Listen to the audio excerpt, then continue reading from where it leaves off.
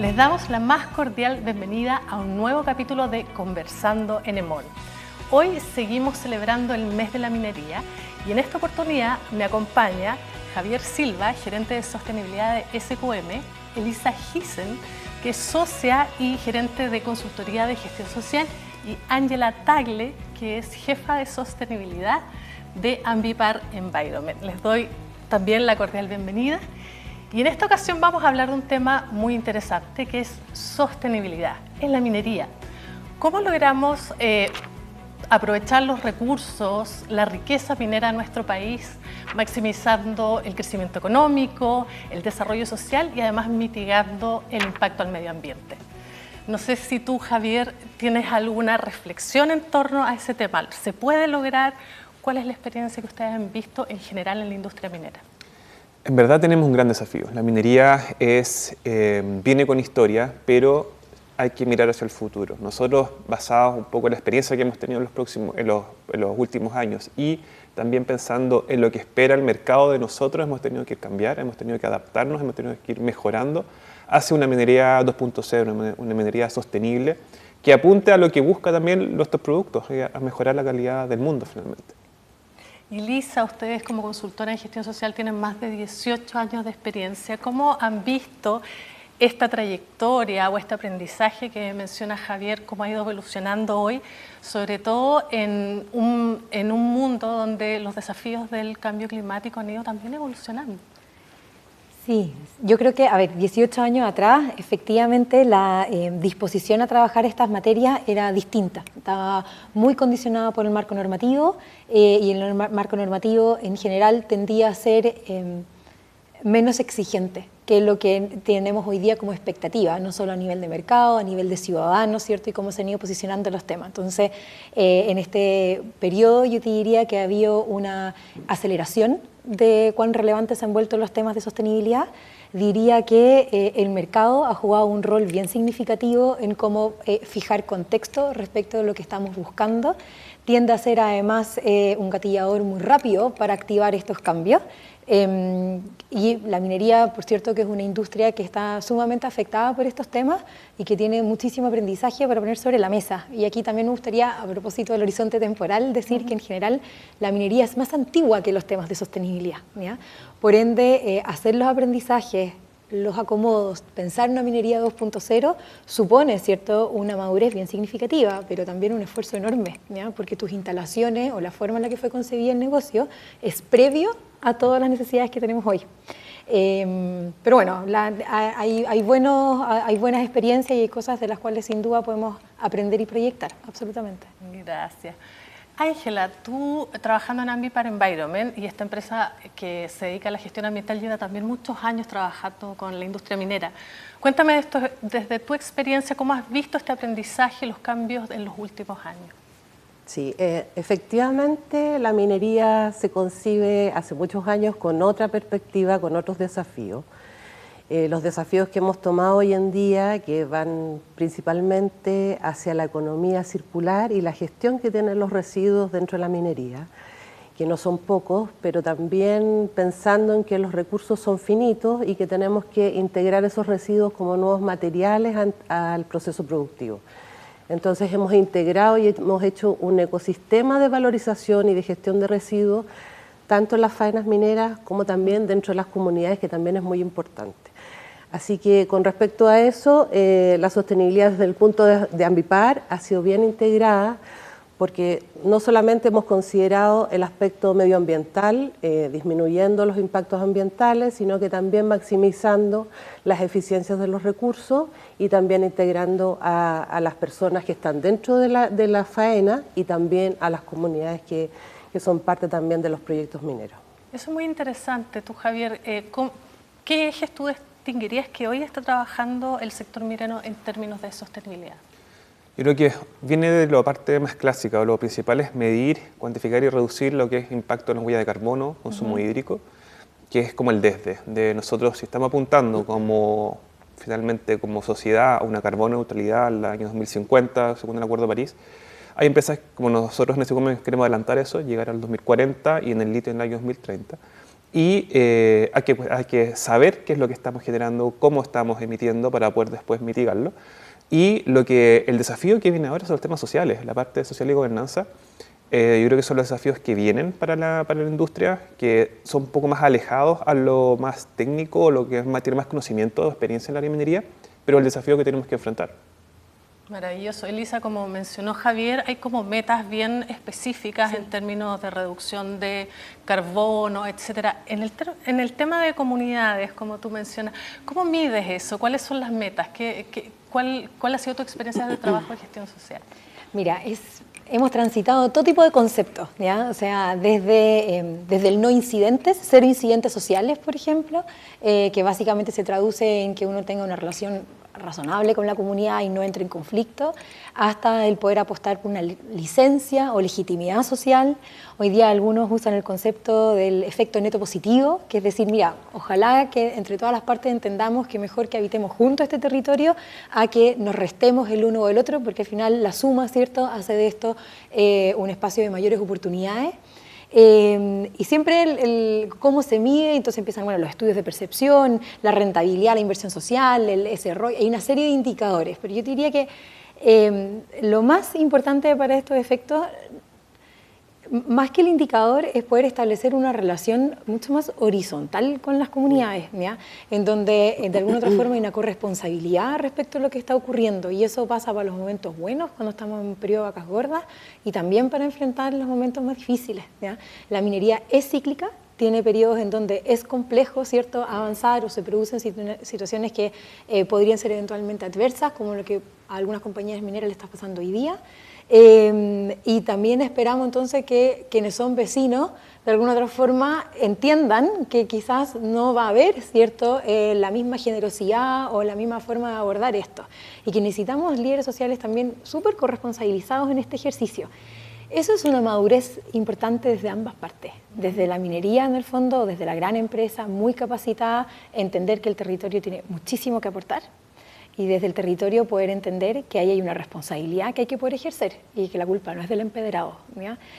Eso yo creo que es el principal desafío que tiene la gestión comunitaria en la actualidad. Y no está fácil cuando hablamos de una industria desde la cual hay mucho prejuicio en cuanto a la utilidad, la rentabilidad, como que hay una especie como sobreprecio vinculado a la minería, y eso es difícil de administrar. Ángela, ¿y tú cómo has visto ese trabajo comunitario, cómo ha evolucionado? Porque el territorio también se está permanentemente cambiando, exacto.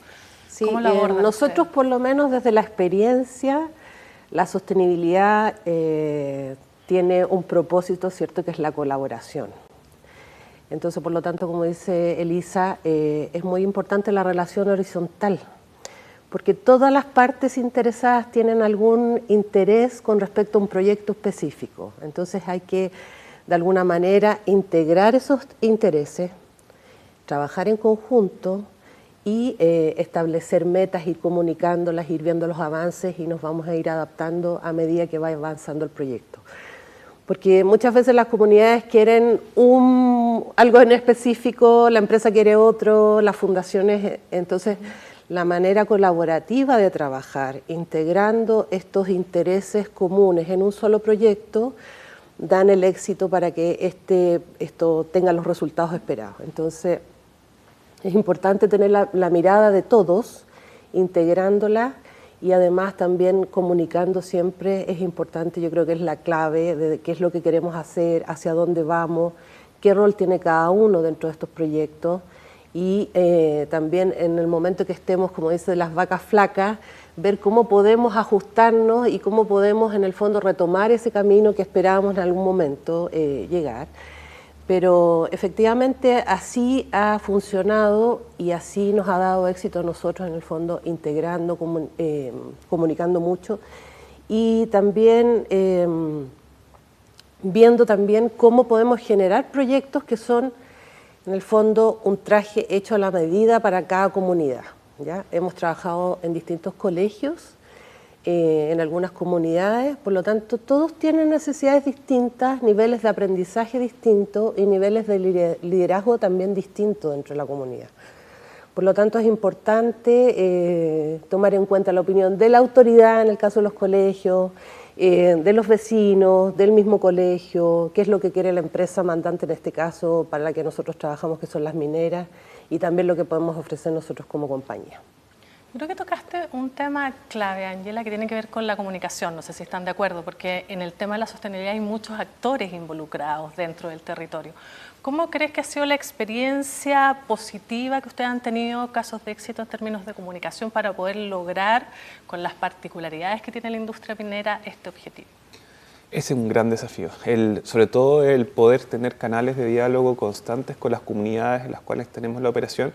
Uno parte de cierta desconfianza, de desconocimiento. Por lo tanto, la primera barrera es lograr acercarse con paciencia, respetando los tiempos y las gobernanzas de las comunidades, para encontrar ese espacio que se pueda abrir con algunas dirigencias, entrar, contar una postura más humilde, decir, este soy yo, estoy acá en territorio, busquemos la forma de trabajar en conjunto, co-creemos programas, abramos un poco la visión a que tenemos que reconocernos como parte de un territorio y de esa forma, como decían anteriormente, buscar una solución en común.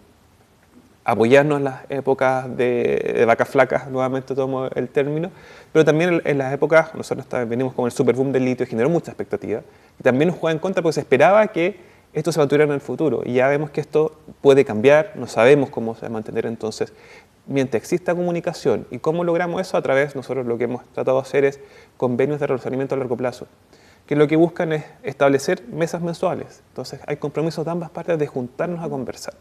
Eso da la base para cualquier relación que vamos a tener en el futuro. Si las cosas van buenas, ojalá le contamos de forma anticipada lo que viene, si hay cosas malas también, así nos preparamos. Si a ellos les preguntan, su comunidad, sus distintos stakeholders puedan contestar también con la información que viene directamente de la empresa. Que antes, hace un pasado en la historia, éramos de una política más de puertas cerradas. Entonces, daba como sentimiento de que estamos haciendo algo que no se quería saber, pero ahora al contrario, hemos abierto las puertas de nuestra faena, invitando a las comunidades, a los vecinos a conocer nuestra operación. Nosotros públicamente también estamos contando lo que hemos estado haciendo, porque qué mejores voceros que las personas, que nuestros vecinos puedan conocer y hablar lo que estamos haciendo. Más que nosotros contando que estamos bajando la huella, que estamos midiendo, sino que ellos nos acompañen a medir. Desde el punto de vista ambiental, para nosotros eso también es fundamental. El mostrar que nos acompañen las comunidades a ver cómo medimos nuestras huellas, cómo medimos las extracciones, cómo medimos los niveles, o sea, temas más técnicos, pero que ellos, es un tema que es de interés y si lo pueden verificar, ahí claramente el nivel de desconfianza baja y finalmente es lo que ayuda a una relación a largo plazo.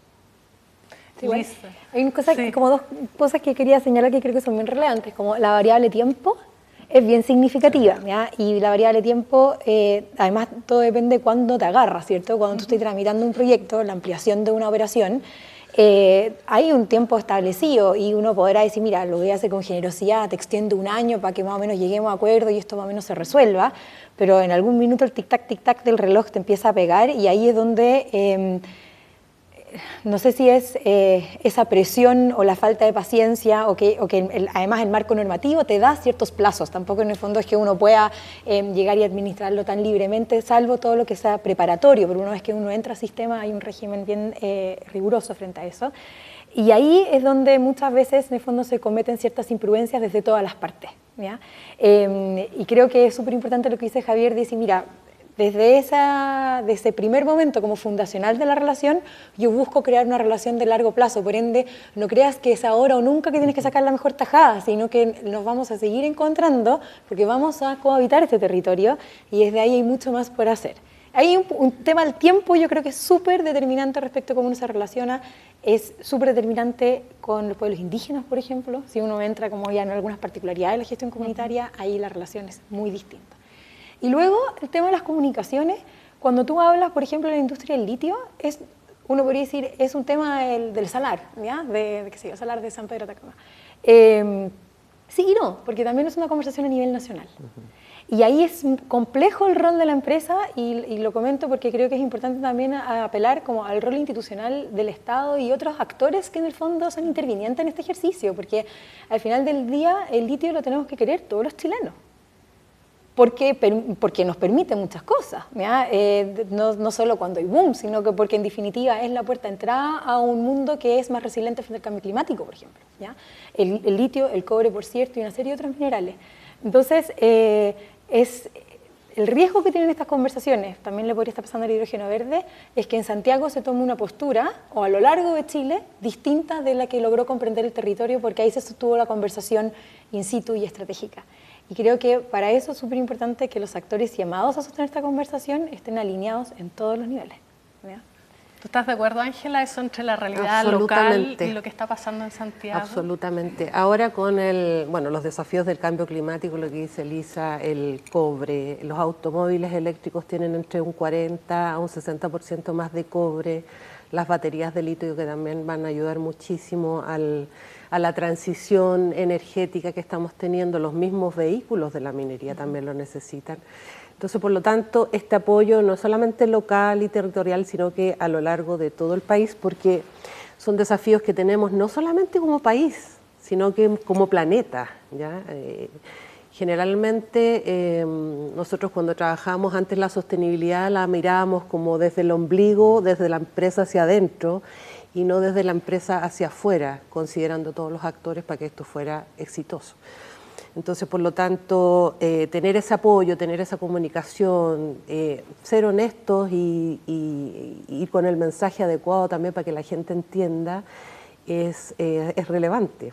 Bueno, y la industria minera está siendo protagonista también del cambio del modelo energético, en el tema de cómo aprovechar estos recursos que nuestro país es muy rico. En ese sentido, SQM también juega un rol muy importante, no solamente en Chile a nivel mundial. Me gustaría saber cuáles son los objetivos que ustedes tienen en materia de sostenibilidad, sobre todo tomando en cuenta este contexto tanto a corto, mediano o largo plazo. Mira, efectivamente nosotros en el año 2020 lanzamos nuestro Plan de Desarrollo Sostenible, donde fijamos estas metas, objetivos a cumplir internamente. Uno era ser carbono neutral en el litio en el año 2030, reducir la extracción de agua en un 40% del año 2030 y un 65% del año 2040. La gestión de residuos, reducirla en un 50%, la generación de residuos industriales, residuos industriales. Y también en la parte social es tratar de, o sea, nuestro enfoque es ser reconocidos como una empresa sostenible, ser como una marca sostenible en el año 2030. Pero eso es un gran titular que necesita ser bajado, ¿cómo llegamos a eso? Y nuestra estrategia ha sido buscar terceros que hablen por nosotros, buscar terceros que nosotros a través de estándares, de mejores prácticas, de índices, demostrar que estamos nosotros avanzando a la sostenibilidad. Entonces, que eso nos ha llevado a estar tomando prácticas como IRMA, Iniciativa de Minería Responsable, estamos mostrando lo que estamos haciendo en el Dow Jones Sustainability Index, estamos mostrando en CDP, en Huella Chile, así estamos buscando ciertos marcos que lo que nos ayuden es a mostrar finalmente que nuestras promesas o nuestros avances de sostenibilidad sean verificados, que sean cuantificables y que sean con un estándar a nivel mundial. No es lo mismo que digan, mira, yo soy sostenible, a que soy sostenible porque tengo un índice tanto, que significa que estoy avanzando en social, gobernanza y ambiental. Es un gran desafío, llevamos ya 3 años avanzando, obviamente no todo ha sido como lo bien que pensamos que iba a ser, sino que hemos tenido que ir avanzando, modificando algunas cosas en el camino, pero siempre con la postura de que estamos convencidos de que esto es lo que nosotros tenemos responsabilidad de hacer. Estamos en una industria que apunta a la resiliencia, al cambio, a mejorar un poco las condiciones de la humanidad, que es el cambio climático. Nos sentimos responsables de eso y tenemos que hacerlo de una forma lo más sostenible que podamos. ¿Y tú estás de acuerdo, Elisa, de que deben existir estos índices? ¿Cada cuánto tú recomendarías que se deberían mostrar hacia los stakeholders? Mira, a ver, primero la sostenibilidad es una capacidad adaptativa igual, ¿ya? Y en el fondo los desafíos de hoy, si el que espera que logrado esto no hay más tarea, no. Como que es un trabajo constante. Es un trabajo constante, permanente, súper importante en el fondo el desarrollar esta capacidad adaptativa que también tiene mucho de creatividad e innovación para abordar los desafíos. Eso es lo primero, ¿ya? Sobre todo en la relación con el entorno. Y los índices son, a ver, como todos los parámetros son importantes porque al final del día fijan un contexto y a mí me permiten comparar, ¿ya? Y eso entrega información valiosa a los grupos de interés. Si cada uno, mira, te lo voy a llevar a un estándar súper sencillo, las memorias anuales para las empresas que es abierta en bolsa y que se rigen, ¿cierto?, por la norma 461 de la Comisión para el Mercado Financiero, ¿ya? Previo a eso, por cierto, que había una norma y las empresas reportaban, hoy día esa norma se vuelve más exigible e incorpora criterios de sostenibilidad. ¿Ya? ¿Cuál es la gracia? Que permite de alguna otra forma como parametrizar, normalizar la información que se entrega a los grupos de interés. Entonces yo puedo comparar empresas y de alguna otra forma reivindico mucho más la causa que dice Javier, que es decir, mira, poniendo una al lado de la otra, tenemos desempeños distintos. Por ende, es de pensar que nuestro compromiso también es distinto y en función de eso, los grupos de interés podrán hacerse la opinión que merezcan. Ahora, ese es uno de los tantos índices a los que tú puedes apelar, ¿ya? Y la minería tiene muchísimos más, porque además los mercados se transan en la Bolsa de Metales de Londres y por ende ahí hay una serie de otros elementos por los que hay que responder. Yo creo que las mediciones es bueno transparentarlas o tomarlas, o sea, hay algunas que hay que tenerlas anualmente porque es obligación, pero creo que para efectos del desempeño es bueno mirarse cada 2 años, porque un año pasa muy rápido, ¿ya? Y uno muchas veces está 6 meses gestionando y 3 o 4 preparando la reportabilidad, y con eso ya corrió el año. Entonces, ¿hay que hacerlo por norma? Sí, por transparencia, en buena hora. Pero para la gestión de las compañías, nosotros tendemos a sugerir que hay que mirarlo con una periodicidad un poquito más amplia y que es de 2 en 2 años. Buenísimo. A mí me gustaría llevar más esto de los índices a lo concreto. Por las mismas particularidades que tiene la industria, tú hablaste del cuidado del agua, también estamos hablando de residuos. ¿Cómo se hace, por ejemplo, la economía circular en una faena que puede estar ubicada a miles de metros de altura? ¿Cómo se lleva a la realidad? Mira, es algo que necesita primero una base de educación, porque lo importante es identificar cuáles son los residuos que se generan y cómo los puedo segregar y después cómo los puedo reciclar y valorizar para convertirlos nuevamente en material. Porque además la minería tiene una variedad de tipos de residuos. Entonces, por lo tanto, cada vez ha sido un desafío ir a mirar qué materiales tenemos, cómo los vamos a reutilizar y cómo los vamos a valorizar para convertirlos nuevamente en materiales. Entonces es importante identificar, medir, segregar bien en origen y hacer también un ecosistema de valorización que también contribuya a que no aumente la huella de carbono con la logística de los residuos. Por lo tanto, nosotros por lo menos como Ambipar estamos generando distintas bases operacionales que tenemos desde Arica hasta Puerto Montt, más todos los proyectos mineros, centros de tratamiento especializados para la gestión de residuos. Que estén en el radio de influencia. Que estén en el radio, claro, donde tenemos grandes proyectos como los mineros. Pero es una tarea que ha ido avanzando poco a poco. Es importante también, como decíamos, medir y también informando a las personas que están trabajando dentro de este proyecto cuánto es lo que finalmente se ha logrado recuperar, en qué se ha convertido finalmente y cuánto de reducción de emisiones de CO2 hemos obtenido al, en el fondo, eliminar, extraer ese material virgen y volverlo a reutilizar. Así que es bastante motivante para la gente también ver no solo el número, sino que también en qué es lo que lo hemos transformado. En lo concreto. El producto final, exactamente. Javier, en cuanto al agua, ¿qué está realizando SQM para poder, en el fondo, aprovechar este recurso y no malgastarlo? Porque es un tema bien contingente para la industria y sobre todo también en el litio. Y sobre todo en el norte del país, sí, donde estábamos en el desierto más árido del mundo. Pero claro, nosotros hemos sido súper conscientes de eso y ya tomamos medidas desde el año 2020 en que redujimos, en el caso del Cerro de Atacama, al 50% ya la extracción. ¿Con qué premisa? En el sentido de que sabemos que es un tema importante, es un tema que genera mucha expectativa y necesidad por parte de la comunidad. Y ¿qué hicimos? Finalmente fue cambiar un poco nuestro proceso productivo. Desde escoger, nos fuimos ya más a la industria del litio, nosotros producíamos potasio y litio en el Cerro de Atacama, y el potasio era el que demandaba más agua. Entonces, que por el tema de optimización y tomando esta gran meta que nos pusimos como compañía fue reduzcamos el agua, eso va a significar una reducción de potasio, pero finalmente nos vamos a apuntar al litio. En el caso de las otras faenas nuestras en la región de Tarapacá, nuestra meta también es reducir el agua, pero a través de usar agua de mar, sin desalar. En el caso de nuestras operaciones no es necesario desalar, pero no tenemos ese desafío.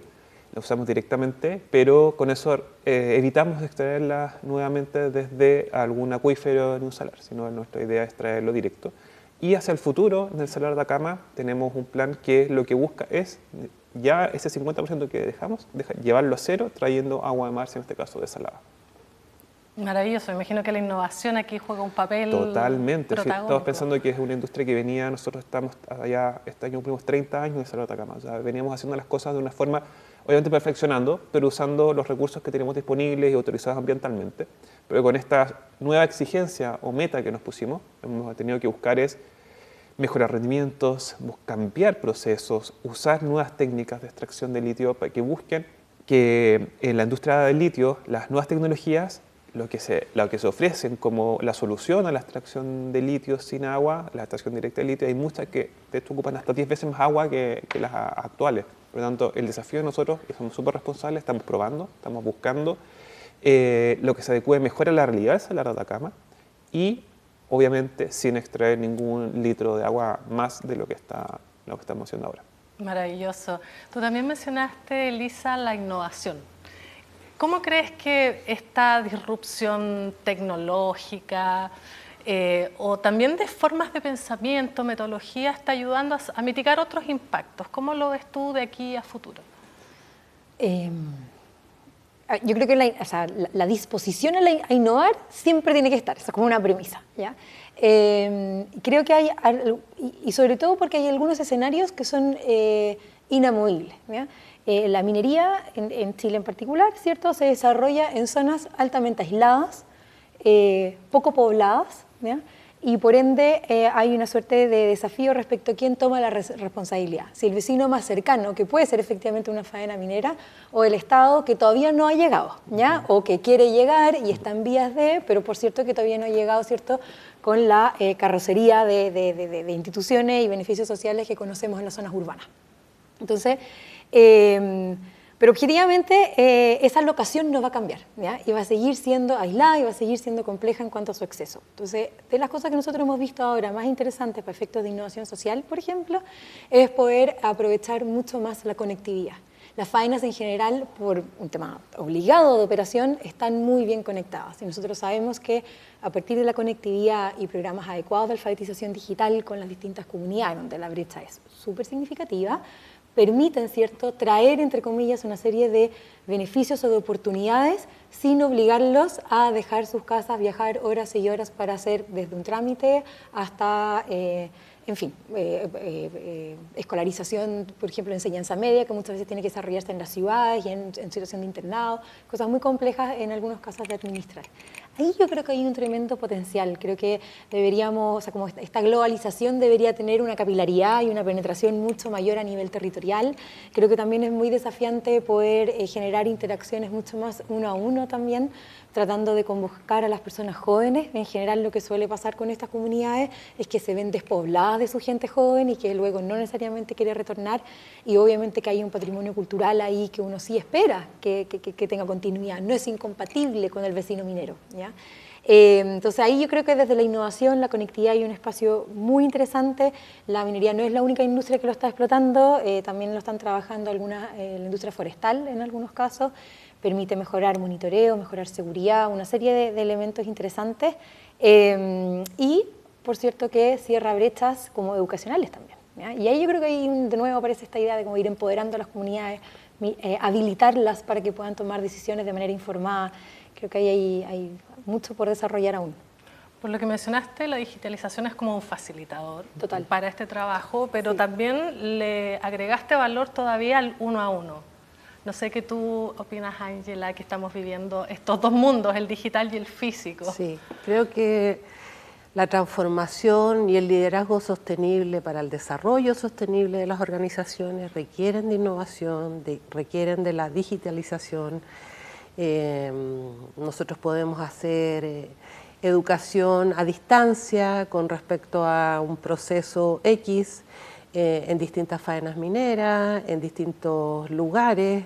La gente tiene acceso también a hacer consultas, a las reuniones. También reducimos la huella de carbono por el tema de los viajes, que antes teníamos que hacer siempre las reuniones, ir a los proyectos, ahora nos conectamos a través de reuniones online. Entonces, es un desafío, pero es una ayuda tremenda para todos, ¿ya? Es importante lo que dice Lisa también, o sea, tenemos que integrar en la innovación todo lo que hacemos nosotros en los proyectos con nuestras comunidades. Hay muchos proyectos que tienen que ver con servicios ecosistémicos para mejorar, por ejemplo, el impacto ambiental, y que las comunidades también pueden aportar desde su territorio, desde sus saberes, ¿cierto? Cómo se comporta la flora o fauna desde un territorio X, ¿cierto? Y podemos integrarlo y hacer innovación en conjunto con ellos. Pero yo creo que es una pieza clave innovar, porque tenemos que, como base para la sostenibilidad, desaprender muchas cosas que habíamos aprendido en el pasado y plantearnos desde otra mirada, como por ejemplo decir, oye, esto que yo consideraba residuos ahora es un material. Esto que consideraba yo procesar con tantos litros o con tantos kilowatts, ahora lo tengo que hacer desde otra mirada. Entonces, ese desafío que ha tenido siempre el ser humano a través de la historia, viene de la mano con la creatividad, pero mucho con la innovación y la implementación de todas esas mejoras. Maravilloso. Javier, y me imagino que ustedes también están apoyando en este sentido, también pensando en el territorio, emprendimientos, ideas, innovaciones que nacen de las mismas comunidades. No sé qué experiencia entretenida nos puedes compartir en ese sentido. Estamos efectivamente, como yo digo, en dos dimensiones. Uno en el local, en el territorio, en San Pedro de Atacama, donde tenemos fondos concursables. Hemos tratado de impulsar también al emprendimiento desde la alfabetización digital, que claramente es un desafío.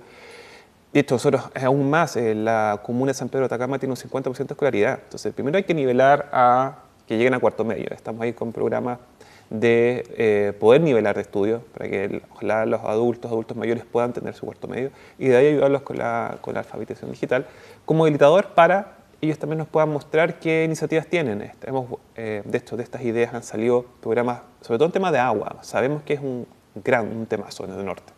Entonces, estos emprendimientos, estas nuevas ideas han ido en la línea de poder, por ejemplo, extraer agua del ambiente, por ejemplo, de formas de modulares poder purificar el agua. Estamos en una comuna que tiene un índice de arsénico gigantes, o sea, un agua que es muy mineral. Y de las 20 y algo comunidades que hay, creo que hay 2 solamente que tienen planta de tratamiento, todo el resto toma directo. Entonces, tienen esa necesidad, nosotros podemos apoyar con fondos, y lo que estamos buscando es una solución que finalmente sirva a ambos, mejorar la calidad de vida con ellos, mejorando su agua, a través de ideas distintas que han nacido en el corazón del territorio, pero por ejemplo, con el Venture Capital hemos tenido ideas de Israel, ideas de Singapur, que con modelos tecnológicos, nuevas tecnologías que acá no se han visto, estamos probando qué pasa con nuestro tipo de agua, si se pueden tratar modulares para nuestras comunidades. Generando valor compartido. Totalmente, y conectado con la necesidad del territorio, no algo impuesto, que eso es algo también que es súper necesario, que como contar de experiencia o buena práctica, es que si uno tiene una buena idea, lo importante es que sea validado previamente por la cual tú le vas a dar esta solución. Ojalá que nazca de ahí esa necesidad, de esta escucha, de esta interacción. Si, por ejemplo, puede ser una muy buena idea poner todos los techos con paneles solares, pero si eso afecta a la dinámica o cómo se ve la comunidad, no es lo que está buscando. La arquitectura de sus casas. Exactamente, tiene que estar alineado con la cultura, con su pertenencia, con cómo ellos se ven y cómo quieren ser vistos en el futuro. Eso le va a afectar después al turismo también. Entonces, cómo se interactúan todos los actores que estamos en el mismo territorio. Maravilloso. Elisa, y quizás otras estrategias que tú nos puedas compartir para generar valor compartido con el territorio. Bueno, o sea, yo creo que lo primero es nunca enamorarse de las ideas, ¿ya? A veces cuando uno está en una empresa y tiene acceso a mucho más recursos, mucho más información, está infinitamente más al día con lo que está ocurriendo, uno a veces está convencido, persuadido de guata que esta es la mejor idea, y la verdad es que la comunidad no la entendió, no la quiso, y eso no nos debería generar frustración, ¿ya? O sea, al contrario, debería ser un espacio para poder de fondo desarrollarla en conjunto. Creo que en ese ejercicio es súper importante corresponsabilizarse. O sea, en el fondo la empresa no está mandatada a traer las mejores ideas al territorio para que el territorio las vote. Está mandatada a generar un espacio en donde juntos podamos desarrollar estas ideas y ojalá prototiparlas. Creo que es súper importante que esto tenga algún arraigo con, de nuevo, las instituciones formales alojadas en los territorios, los gobiernos locales, y particularmente en esta lógica seguir insistiendo en la formación de capital humano, apelar en el fondo a espacios creativos en los colegios donde uno pueda desarrollar estos programas, ir integrando conocimientos. O sea, cuando aparece como disociado y por fuera y no se integra dentro de una suerte de nueva manera de habitar el territorio, se vuelve cada vez más complejo, ¿ya? Sabemos que el tema de los colegios y la educación también presenta infinitos desafíos por sí mismo, y la idea no es hacerle la tarea más difícil a los establecimientos, sino que más bien aprovechar esas instancias de aprendizaje para tratar de formar ahí, transmitir conocimiento ahí, que luego en el fondo contribuya a una relación virtuosa entre todas las partes, ¿ya? Pero yo creo que lo primero es no enamorarse de la idea, darse el tiempo y testearla. Por Dios que es importante tener un prototipo y testearlo, ¿ya? Y bueno, y según eso vamos viendo, y obviamente siempre con mucha transparencia, y sí, mira, yo hoy día tengo recursos para 2, quizás más adelante para 10, ¿ya? Pero no porque resulte una vez va a estar disponible para todos. Creo que eso también es súper importante para ir situando las expectativas. Maravilloso. Y Ángela, su experiencia desde Ambipar Environment, con la economía circular, ¿cómo están generando valor compartido con la minería? Sí, bueno, hemos trabajado en proyectos, pero también con las comunidades y en especial con colegios, ¿ya? Porque creemos que, y estamos convencidos, que los niños son los embajadores de este mensaje en sus casas. O sea, muchas veces, claro, uno tiene un proyecto y dice, este es el mejor proyecto para esta comunidad, pero como les decía anteriormente, tiene que ser con la mirada de todos, consensuado, cuáles son las expectativas de cada uno, etcétera. Y en este caso en los colegios también. Hemos ido a los distintos colegios a conversar con los directores, con los profesores que también generan talleres dentro de los colegios.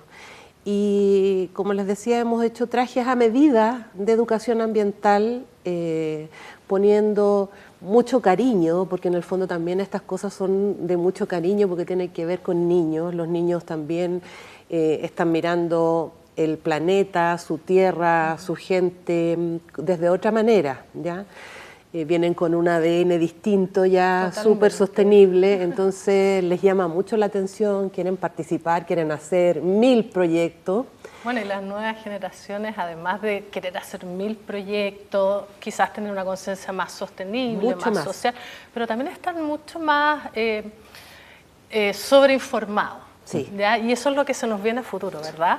Entonces a mí me gustaría un poco para cerrar esta conversación que ha estado muy entretenida, ¿cuáles creen ustedes que son los desafíos hacia adelante en el futuro en términos de sostenibilidad en la minería? Uy, difícil pregunta. Para mí es lo tema social.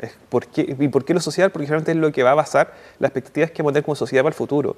De las personas van a nacer la necesidad de que quizás ya no es solamente suficiente con preocuparnos de la huella de carbono, la huella hídrica, va a venir otra, pero si no estamos con este canal abierto de comunicación, esta confianza entre las partes, finalmente nos va a ir comiendo un poco la agenda otros temas, pero no lo principal que quiere y lo que necesita nosotros para el futuro. Sobre todo estamos hablando de la población joven, que lo tiene un poco más clara porque realmente es el mundo que le va a tocar vivir.